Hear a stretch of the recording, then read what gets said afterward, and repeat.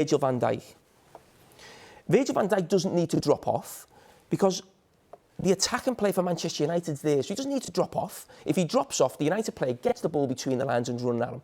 But he's ready. Look at his body position to run back. And this is something I want to highlight. In those positions as a defender, the problems Liverpool have is when body positions are not right. It's not about how high you are up the pitch, and you have to be like Van Dijk is.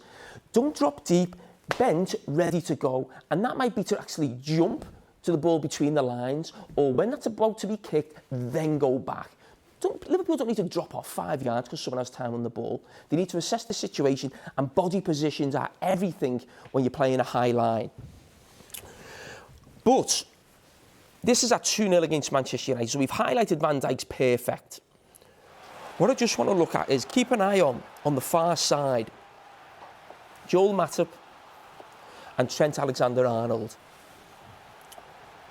I'm just going to run this slowly. So keep an eye on Matip. He keeps looking where Rashford is. He keeps looking. The ball's out of the feet.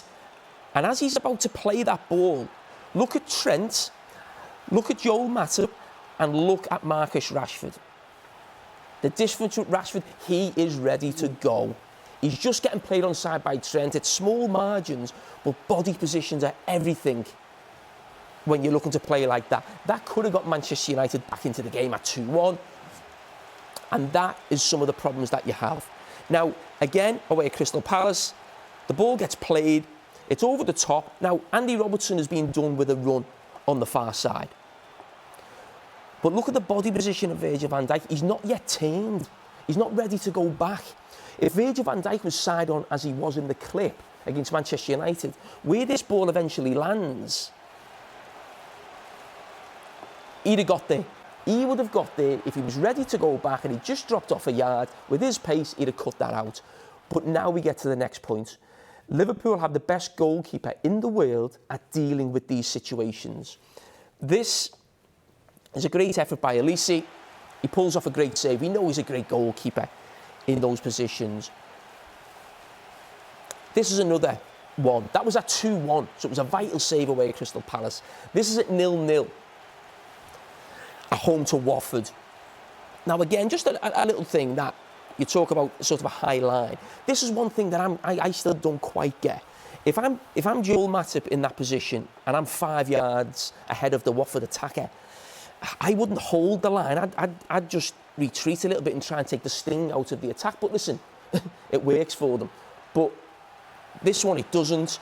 You just slow it down. They get in behind, and Alisson comes out. And for me, the best goalkeeper in the world in one-on-one. You've been saying it for a long time. You've been scouring the world, scouring social media for someone to back you up on this. He's been talking about it for a long time. And finally, he's found someone.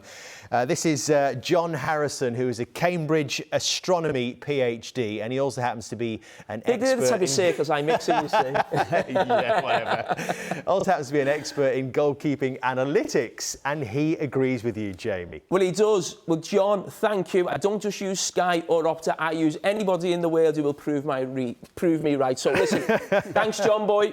So here's the stats. These are John's numbers then. These are John's numbers, and I'm backing John. But it's really interesting. You know, Alisson's at the top, but he actually faces more 1v1s because of the reasons, you know, why we've shown the high line. But he's actually saved almost 8. Liverpool and Alisson should have conceded 8 more goals than what they have done from 1v1 situations. Now, when you go back to the expected goal numbers defensively compared to Man City and Liverpool, where Man City were a lot higher or a lot better than Liverpool, that is why. That is the difference. So they back their goalkeeper that he's going to have to deal with one of these every single game, but we've got the best at dealing with it. And the actual high line is helping them in terms of going forward and actually scoring goals themselves. And you've got the offsides as well. So when people say this high line is a problem, I go back to what I said about Manchester City. The false 9, the high line, perceived weaknesses, and it only needs to go wrong once between now and the end of the season. That could cost either team the title, but it's not a massive problem for either team. They're actually strengths. Sounds like a nervy final few weeks then. Yeah, definitely. I mean, Alisson, Cara said about him, in a 1v1 situation, as a striker, when you're going to a game against someone like him, you know he's so good in 1v1 situations. So it definitely does play in your mind. If you see the clip from earlier on with Son, when he went through try to take it around him. He's very, very clever with his feet and very, very sharp when it comes to that. I wouldn't like to go up against him there because I think it's mind games as well as a goalkeeper and a striker. So when you go one-on-one, you know how good he is. It can be difficult. Well, looking forward to hearing you talk more about finishing later on, the chips, the flicks, the volleys and the lobs and everything else in between. Enjoy that, Jamie. Thank you very much for that. The first mention, I think, of astronomy as well on Monday Night Football. So we're doing all right. So what's written in the